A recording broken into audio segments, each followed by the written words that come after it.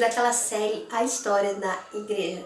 Meninas, eu vou começar falando hoje sobre os pais da igreja primitiva. Foram homens super importantes, que contribuíram muito para essa igreja que a gente vive hoje, para chegar no conhecimento que a gente tem, para o evangelho chegar até a gente. Gente, as histórias deles, assim, não dá para entrar a fundo, vou colocar bem resumidamente, né? Mas a história deles é linda. E eles muitos deles foram apologistas.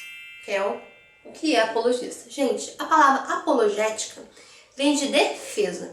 Então, apologista é aquele que defende a sua fé, defende a sua crença.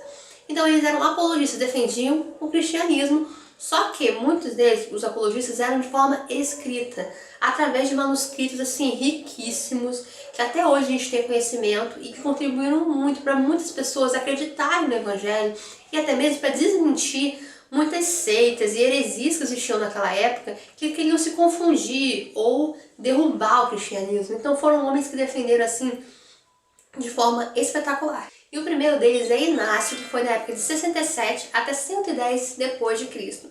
A maioria desses pais da igreja que eu vou falar aqui hoje, eles viveram na época das grandes perseguições. Então, muitos morreram de forma bem trágica, que foi o caso do Inácio também.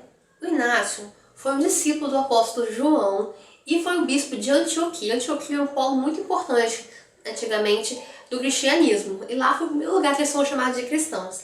Ele morreu na mão do imperador Trajano. E ele queria muito morrer. O quê? Você tá falando sério? Sim.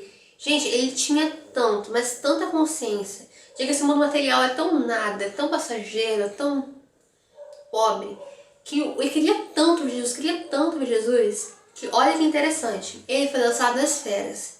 E ele mandou uma carta para os cristãos romanos para que não lutassem por ele, sabe? Não pedissem perdão ao imperador, não, ele queria morrer. E olha um pedaço dessa carta o que ele diz. As feras atirem-se com avidez sobre mim.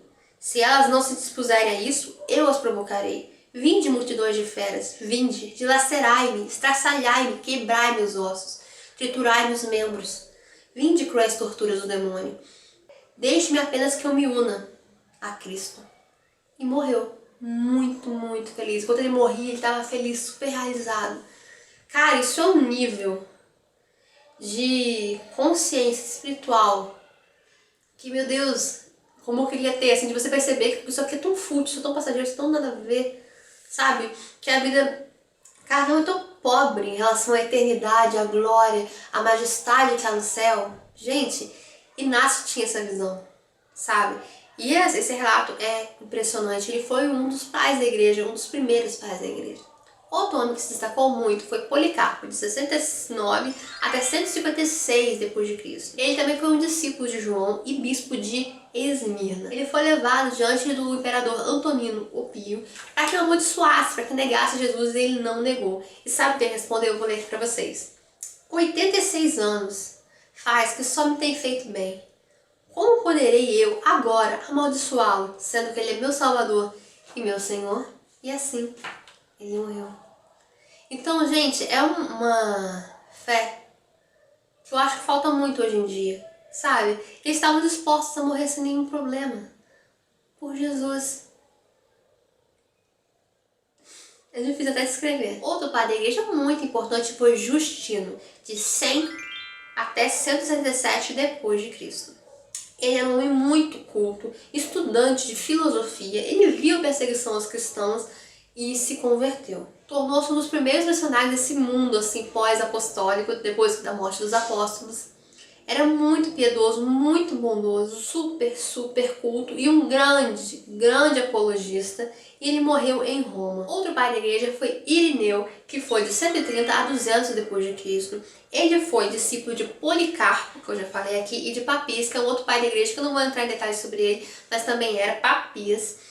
E ele era bispo da igreja de Leão, na Gália, e também foi um grande apologista e defendeu muito o cristianismo do gnosticismo, que é o que é gnosticismo, eu vou falar ainda nesse vídeo. E morreu martirizado com a maioria dos pais da igreja. Outro pai da igreja foi Tertuliano, de 160 a 220 depois de Cristo. Ele nasceu na África e é conhecido como o pai do cristianismo latino, porque ele escrevia em latim. Naquela época se escrevia muito em grego ainda, por causa da influência do Império Grego antes do Império Romano. Então, em muitos lugares eles tinham muito costume de escrever, de falar em grego, era a língua meio que oficial da época. E Tertuliano escrevia em latim, isso foi um grande diferencial para ele. Ele era um advogado romano, pagão, que se converteu ao cristianismo e defendeu o cristianismo de várias e várias falsas doutrinas, de várias falsas acusações. Era muito inteligente, muito bom em palavras, muito vivido, tinha muita entonação, tem uma impostação que fala muito bem. Era o caso de Tertuliano. Outro pai da igreja muito ilustre é Orígenes, que foi de 185 a 254 depois de Cristo. Pode-se dizer que ele é o homem mais ilustre da igreja antiga. Ele escapou da morte várias e várias vezes. Era muito inteligente, muito comprometido. Fez muitas viagens proclamando o evangelho. Escreveu muitos livros com muitas cópias que foram espalhadas assim por vários locais do império. Ele também citou 2/3 do Novo Testamento nos seus escritos e morreu na mão do imperador Décio. Outro pai da igreja muito importante foi Jerônimo, que foi de 340 a 420 depois de Cristo. Foi um dos mais importantes, sem dúvida, pais da igreja. E ele foi educado em Roma, viveu muito tempo em Belém de Judá e foi ele que traduziu a Bíblia inteira para o latim, que é uma versão chamada de Vulgata, que eu já comentei aqui com vocês em um vídeo. Se você não viu ainda, veja, que é um vídeo muito importante, que é a origem da Bíblia. Vou deixar aqui em cima. Se quiser, já clica para abrir outra janela para você ver depois, que eu falo muito sobre a Bíblia, sobre a origem da Bíblia, como ela foi escrita, quantos autores, falo muitas coisas importantes que todo cristão deveria saber. E Jerônimo, ele foi que fez essa tradução para o latim, que só existia no grego. Outro pai da igreja muito importante foi Agostinho, que é mais famoso, que foi de 354 a 430 depois de Cristo. Ele foi um bispo de Hipona, na África, e um grande teólogo da igreja antiga. Ele moldou as doutrinas da igreja para o tempo que eles estavam vivendo na Idade Média. Ele conseguiu tornar mais acessível, mais compreensível para as pessoas. E tem algumas frases dele que eu anotei aqui que eu achei muito legais para vocês verem. Deus não espera que submetamos nossa fé a Ele sem razão, mas os próprios limites da nossa razão tornam a fé uma necessidade. Se você é sábio, deixe o mundo passar, para não passar com o mundo. Nenhum homem diz, Deus não existe, a não ser aquele que tem interesse que ele não exista. A fé é crer naquilo que não vês. A recompensa dessa fé é ver aquilo que crês. Se você crê somente no que gosta do evangelho e rejeita o que não gosta, não é no evangelho que você crê, mas sim em si mesmo. Uou! Muito incrível. Agostinho, ele é muito conhecido principalmente na igreja católica, né? Foi um dos mais famosos pais da igreja. E esses aqui são só alguns pais da igreja, dentre outros que tem. E se vocês quiserem pesquisar mais a história deles, vocês vão aprender muito, porque eles foram homens absolutamente incríveis. Não vou entrar em detalhes, porque senão esse vídeo vai ficar gigante. E nessa época começou a ter muitas acusações também contra o cristianismo. E, por exemplo, para as pessoas pagãs, eles não conseguiam entender o cristianismo, porque no cristianismo a gente chama o irmão, irmã, né, tem esse costume de chamar de irmão e irmã. E os cristãos, naquela época, no primeiro dia da semana, eles tinham o costume de fazer uma refeição juntos. E o que eles pensavam? Que se juntavam, né, comiam, bebiam até ficar embriagados e faziam sexo um com os outros, cometendo incesto. Porque eles pensavam que eles eram irmãos de verdade, entendeu? Não é irmão de... A gente chama as pessoas de irmão, mas eles pensavam que eram irmãos de verdade, então cometiam incesto. Então os pagãos confundiram tudo, entendiam tudo errado em relação ao cristianismo e ficavam comentando isso, espalhando isso entre eles. E entre os intelectuais, eles achavam o cristianismo uma completa ignorância, povo pobre que não entende nada. Eles ignoravam totalmente o cristianismo. Isso da importância dos apologistas que eu falei pra vocês. Eles defenderam muito a fé cristã no século 2, 3 e 4. Indo para outro ponto do nosso vídeo hoje, queria falar sobre o seguinte. Como a gente viu no vídeo anterior, a igreja primitiva, no começo da sua história, sofreu muito com perseguições. Mas se não bastasse isso, o inimigo surge como apostou em outra coisa, em heresias. Pessoas que pegavam o cristianismo e misturavam com religiões pagãs e criavam uma mistura, uma miscelânea. É uma coisa chamada de sincretismo. Sincretismo, que é a mistura de vários cultos pagãos, de várias culturas, numa coisa só. E aconteceu isso no cristianismo. Então o cristianismo estava aqui, belezinho, bonitinho, como Jesus queria, e começaram a misturar vários cultos pagãos e interpretar a Bíblia e os ensinamentos de Jesus de outra forma, ou da forma que eles queriam, e nasceu várias seitas e heresias disso. E essas seitas enganaram muitas pessoas. Uma das mais importantes heresias que apareceu naquele momento foi o gnosticismo. Gnose veio de conhecimento. Era uma seita, mas baseada no conhecimento, na filosofia, sabe? Eles achavam que tudo na Bíblia tinha a ver com cosmologia, planetas, astros, uma coisa meio esotérica, sabe? Eu vou ler aqui um pouquinho para vocês conseguirem entender. É um nome comum dado a várias escolas de pensamento que surgiram nos primeiros séculos. Era uma tentativa de colocar o cristianismo num geral filosófico religioso. Os elementos mais marcantes eram especulações místicas e cosmológicas, sendo esotérico, místico, sobrenatural, baseado no conhecimento de universo, e salvos no mundo da matéria. Eles tinham muito esse negócio de salvo no mundo da matéria. Tipo assim, a matéria é ruim, a matéria é má, a matéria tem fim realmente. Mas a gente não olha desse lado meio esotérico. A gente olha como a carne e o espírito. Eles tinham tanto pavor à matéria que a doutrina deles era de salvação, que era o livramento do espírito da sua servidão à matéria. Tipo, o espírito estava preso à matéria. Eles tinham vários mistérios e suas próprias cerimônias sacramentais. E eles pregavam muito o ascentismo, que é o quê? O sofrimento do corpo para a salvação do espírito. Só que não era uma coisa equilibrada. Ao mesmo tempo que eles pregavam o ascentismo, que é tipo, seu corpo tem que sofrer para o espírito vencer, eles pregavam a libertinagem, de poder fazer tudo de forma totalmente descontrolada e errada. E os pais da igreja acreditavam que o gnosticismo tinha nascido de Simão, que está lá em Atos 8, que era um mágico. Mas outros acreditam que eram seitas judaicas ou filosofias gregas. Para eles, Jesus era um fantasma, nunca havia encarnado.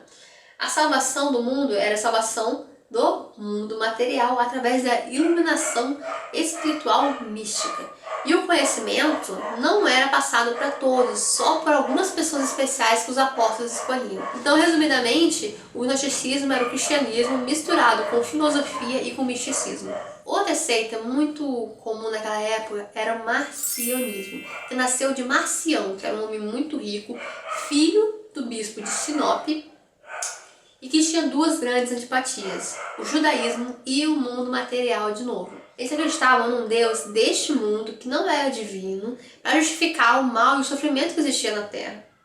Mas depois ele mudou de ideia e passou a acreditar num Deus do Antigo Testamento, que não era totalmente mal, mas era fraco. Então olha pra você ver a visão que eles tinham, gente. E para eles, a única pessoa que realmente tinha entendido o Evangelho foi Paulo. O resto, tudo caiu no erro do judaísmo. Então ele tinha, pra você ver, a pessoa interpreta do jeito que ela quer, dá pra criar até uma religião disso, ninguém merece, né? Ele acreditava que o Deus do Antigo Testamento criou o mundo e a lei judaica. E que quando veio Jesus, ele revelou um Deus bondoso, um Deus carinhoso, que não era conhecido antes. Então pra ele existia dois deuses, né? Um Deus no Antigo Testamento, que não era muito bom, que era mais ou menos, que dá para justificar o mal do mundo, e Jesus veio apresentar um Deus bom, um Deus maravilhoso que ninguém conhecia, ó pra você ver. Eles negavam também a encarnação de Jesus como um fantasma, igual no gnosticismo, e separavam Jesus das suas raízes históricas. Tanto que quando ele montou a Bíblia dele, era um camão só com as 10 epístolas de Paulo, e um evangelho de Lucas sem as partes que ligavam Jesus ao Antigo Testamento. E aí, esse Marcião recebeu uma excomunhão da igreja em 144 depois de Cristo. Outra seita importante era o arianismo, que era o seguinte: Jesus era o ser mais elevado dos seres viventes aqui na Terra, só que ele também não era Deus, ele ficava no meio, era um intermediário. Você vê as ideias. Eles interpretavam erroneamente a humilhação temporária e voluntária de Jesus aqui na Terra. Essa seita surgiu do presbítero Ário, isso, arianismo. E também nessa época viveu o bispo Alexandre, em torno de 320 isso tudo. E os dois faziam um embate, né, entre o que eles acreditavam. O Alexandre acreditava realmente no cristianismo e o Ário defendia essa seita que ele colocou na cabeça dele, né. Só que Ário era um grande pregador, com muita capacidade, com muita devoção, e conseguiu conquistar e convencer muitas pessoas. Então Alexandre ele quis fazer uma reunião, tipo um concílio, para poder expulsar também Ário da igreja, para ele parar de ensinar essas coisas erradas. Só que o que aconteceu? O Ário fugiu, uma história mais emocionante, né? Ele fugiu para um poderoso bispo chamado Eusébio, que acreditava no que o Ário dizia. Diante disso, Constantino, que era o imperador da época, que foi até aquele que oficializou o cristianismo, que eu vou falar melhor no próximo vídeo, ele mandou um bispo para cuidar disso. E houve o concílio de Niceia, que é uma parte muito importante também da história da igreja. E foram chamados bispos e pessoas da igreja de todo o império. Aí foram divididos em 3 grupos. O primeiro grupo era o do Ário e do Eusébio, que era amiguinho dele. O segundo do Alexandre. E o terceiro do Eusébio de Cesareia, que não sabia de nada, estava lá viajando na parada, tava lá assim, tipo, sem entender muito sobre o assunto. Aí Ario recebeu a excomunhão, foi expulso da igreja e foi banido de Alexandria, que é o local que eles estavam. Aí depois de Alexandre se levantou Atanásio. E Ario, que não desiste nunca, foi e apresentou uma nova crença a Constantino. Só que Constantino nem se fingia de cristão e tudo mais, mas ele só tinha interesses políticos, na verdade, do cristianismo. E aí acabou aceitando essa nova crença que o Ario trouxe. E, gente, Ario foi nomeado bispo de Alexandria. Ó, pra você ver, tinha sido expulso e virou bispo. Só que um dia antes de ele tomar posse desse título, ele morreu misteriosamente. E essa é um pouco da história, um pouco do que o arianismo pregava. E para finalizar o vídeo, eu vou falar bem resumidamente algumas outras seitas e heresias daquela época, tá ok? A primeira é o ebionismo, que acreditava que Jesus era só um homem e que o cristianismo era um grupo judaico extremista. Outro é o serentianismo. Dizia que Jesus só conseguiu a natureza divina depois do batismo, não no nascimento. Outro é o docentismo, que como a natureza humana é má, eles acreditavam que Jesus jamais teria encarnado, que ele era só um espírito, só um fantasma, como o gnosticismo e o marcionismo. Outro é o apolinarianismo.